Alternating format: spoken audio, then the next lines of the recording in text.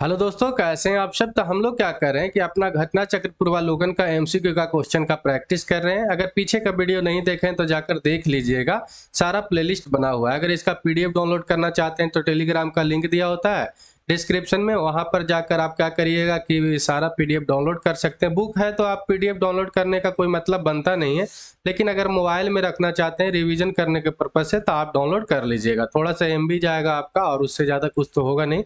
ठीक है, तो डाउनलोड कर लीजिएगा अगर करना चाहते हैं तो चलिए आज का क्लास हम लोग शुरू करते हैं। वीडियो अच्छा लगेगा तो लाइक करिएगा, कमेंट करके, शेयर करके, सब्सक्राइब करके बेल आइकन दबा दीजिएगा ताकि आपके पास नोटिफिकेशन टाइम टू टाइम पहुंचता रहे।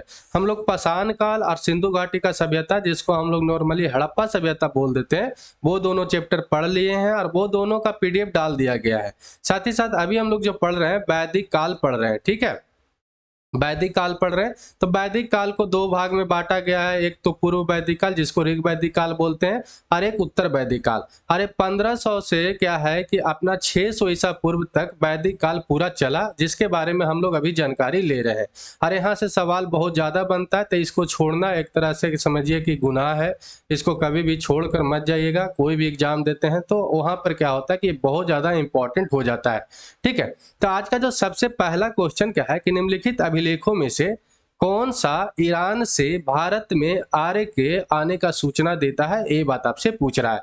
हम लोग जानते हैं कि जो ईरान मतलब कि मध्य एशिया से जो है भारत में आर्य लोग आया था, ऐसा इतिहासकारों से पता चलता है, बहुत सारा साक्ष्य से भी पता चलता है, और बहुत सारा क्या है कि हम लोग बुक भी पढ़े हैं उसमें भी ये पता चलता है। ठीक है, तो कौन सा ऐसा अभिलेख है जिससे पता चलता है कि ईरान से जो है आर्य लोग जो है भारत आए थे, ये बात आपसे पूछ रहा है।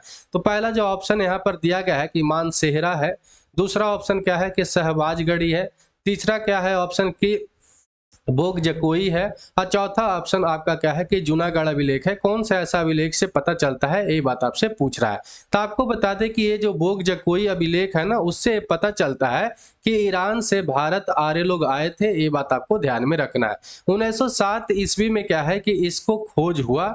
कहाँ पे खोज हुआ था? तुर्की में खोज हुआ था, जिसको हम लोग एशिया माइनर के नाम से जानते हैं। एशिया माइनर तुर्की को क्यों बोलते हैं? क्योंकि जो तुर्की है ना, वो क्या करता है, यूरोप और एशिया का जोड़ने में काम करता है, इसलिए उसको हम लोग एशिया माइनर बोल देते हैं। वहीं से ये जो है बिंकलर नामक एक क्या है कि इतिहासकार ने इसको खोज किए। ये बात आपको याद रखना है, बिंकलर। ठीक है, उनका नाम क्या था? तो बिंकलर नाम था। ये बात आपको ध्यान में रखना है। बिंकलर के द्वारा 1907 ईस्वी में बोग जकोई का खोज किया गया, बोग जकोई अभिलेख का खोज किया गया, जिसका साक्ष्य से पता चलता है, कार्बन डेटिंग किया गया तो पता चलता है कि ये 1400 ईसा पूर्व का रहा होगा। कब का रहा होगा? तो 1400 ईसा पूर्व का रहा होगा। और इस पर जो साक्ष्य मिला है ना, क्या क्या चीज मतलब कि इससे प्राप्त हुआ है, तो यहाँ पर जो हिंदू देवी देवताओं हैं उनका साक्ष्य मिला है, जैसे कि इंद्र भगवान। ठीक है, ये सब का क्या है कि उस पर साक्ष्य मिला है, जिससे पता चलता है कि ईरान से क्या है कि आर्य लोग जो थे भारत आए थे। ये बात आपको ध्यान में रखना है। ये बात आपको जरूर से जरूर ध्यान में रखना है, क्योंकि ये क्वेश्चन बहुत ज्यादा इंपॉर्टेंट है। ठीक है, इंद्र भगवान, वरुण, मित्र, नसत्य, ये सब के क्या है कि इस मतलब कि अभिलेख से पता चलता है ये सब देवताओं के बारे में। ये बात आपको ध्यान में रखना है। ठीक है, चलिए अगला क्वेश्चन क्या है कि निम्नलिखित में से किसने आर्यों के आदि देश के बारे में लिखा था? मतलब कि ये ऐसा मानते थे, कौन से ऐसा आदमी थे जो ये मानते थे कि आर्य लोग जो थे ना आदि देश के थे। अरे आदि देश का जब बात किया जाए तो उत्तरी पोल के बारे में बात किया जाता है, उत्तरी ध्रुव का। हम लोग जानते हैं कि ये अर्थ है, तो अर्थ के ऊपर वाले हिस्सा को उत्तरी पोल और नीचे वाले हिस्से को हम लोग दक्षिणी पोल बोलते हैं। अब बीच से इक्वेटर, जिसको हम लोग हिंदी में क्या बोल देते हैं, तो अपना बोल देते हैं विषुवत रेखा। और ऊपर वाले को कर्क रेखा बोलते हैं 23.5 डिग्री, और नीचे वाले 23.5 डिग्री को क्या बोलते हैं, तो हम लोग मकर रेखा बोलते हैं। तो यहाँ पर जो है ना पोल से बोला आए थे, नॉर्वे से, ऊपरी जो रसिया का क्षेत्र है ना उधर से जो लोग आए थे, ये ऐसा मानते थे आर्य लोग के बारे में।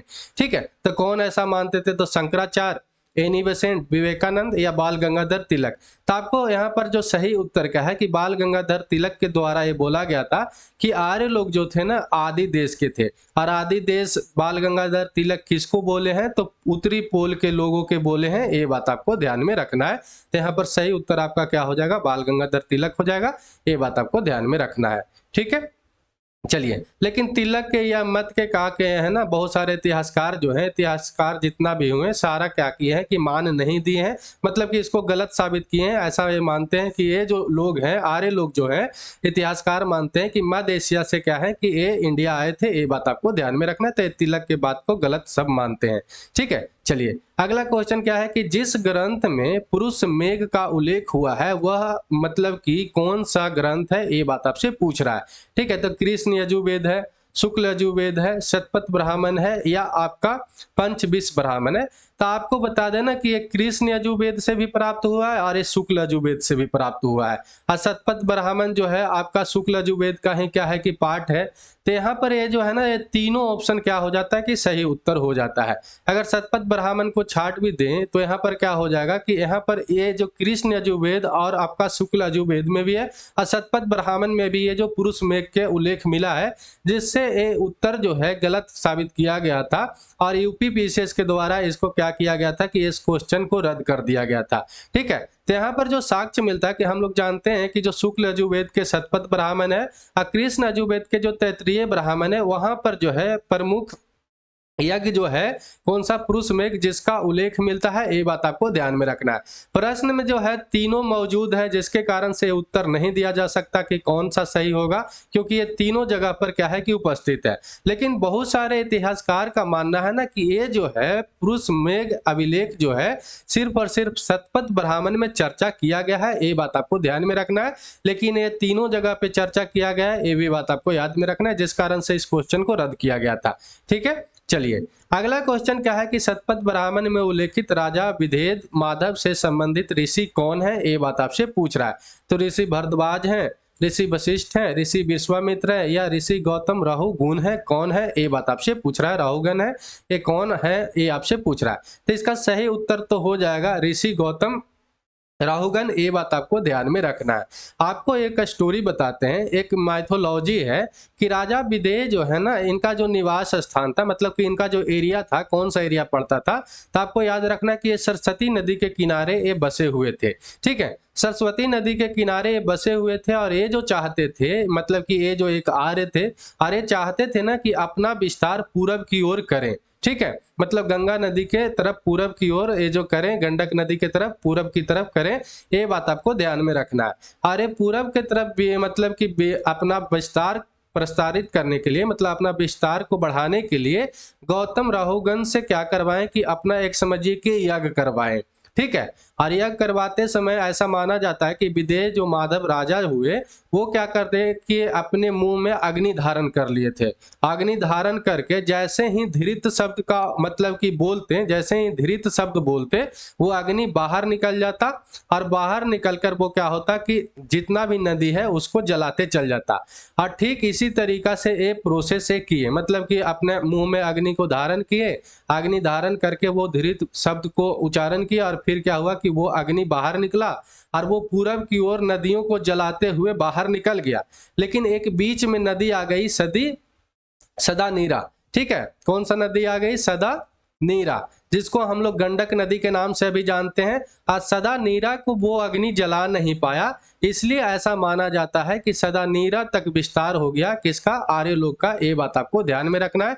और जिसका मतलब कि राजा विदेह माधव का उस समय ऋषि कौन थे, तो आपको याद रखना कि गौतम राहुगण। ये बात आपको ध्यान में रखना है। ये माइथोलॉजी है जो अभी तक चलता है। ठीक है, यहाँ से आप सारा स्टोरी पढ़ सकते हैं, सेम स्टोरी जो बोले हैं वही वाला है।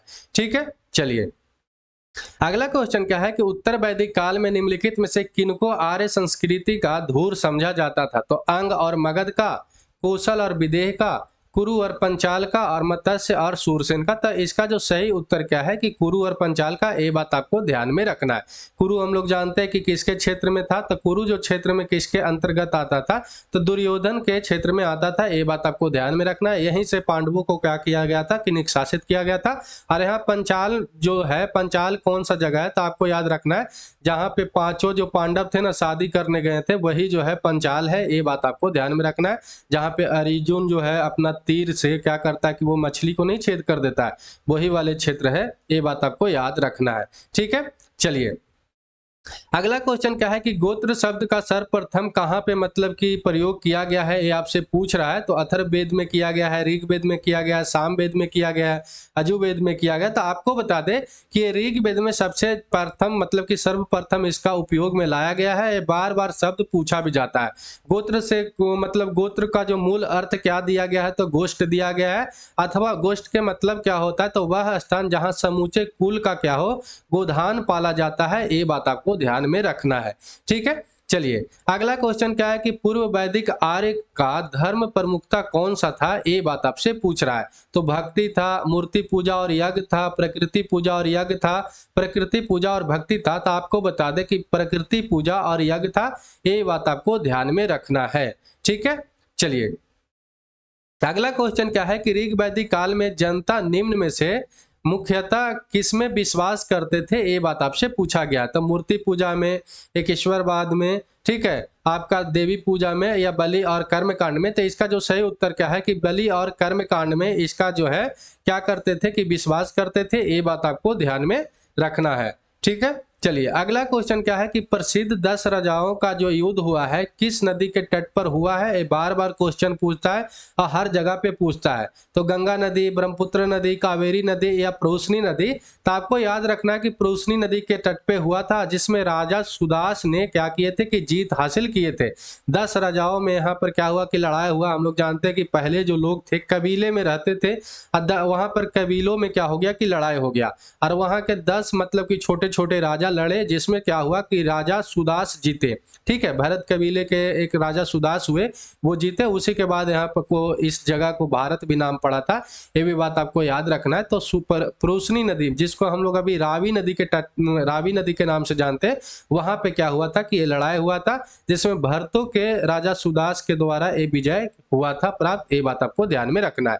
ठीक है, अगला क्वेश्चन क्या है कि निम्नलिखित में से किस नदी को ऋग्वेद में मातीतमा, देवीतमा और नदी माता से संबोधित किया गया है। ये बात आपसे पूछा गया है, बहुत बार आपको बताए भी हैं।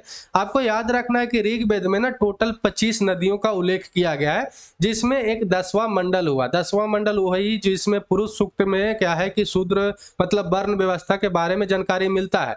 तो 10वें मंडल में क्या है कि 191 सूक्त है, जिसमें क्या है कि एक नदी सूक्त है, और नदी सूक्त में क्या है कि 21 नदियों का उल्लेख हुआ है। ठीक है, ये 10वें मंडल की बात हम बोल रहे हैं, जिसमें 21 नदियों का उल्लेख हुआ है। लेकिन पूरा ऋग्वेद में अगर पूछे कि कितना नदियों का उल्लेख हुआ है, तो आपको याद रखना है 25 नदियों के। लेकिन 10वें मंडल में कितने नदियों का उल्लेख हुआ है, तो 21 नदी को। ये बात आपको ध्यान में रखना है। तो दोनों में कंफ्यूज नहीं होना है। ऐसा मत सोच लीजिएगा कि पहले 25 बोले और फिर से 21 बोले। और भी जैसे कि 6ठे मंडल में भी नदी का उल्लेख है, तो वहां पर भी उल्लेख है।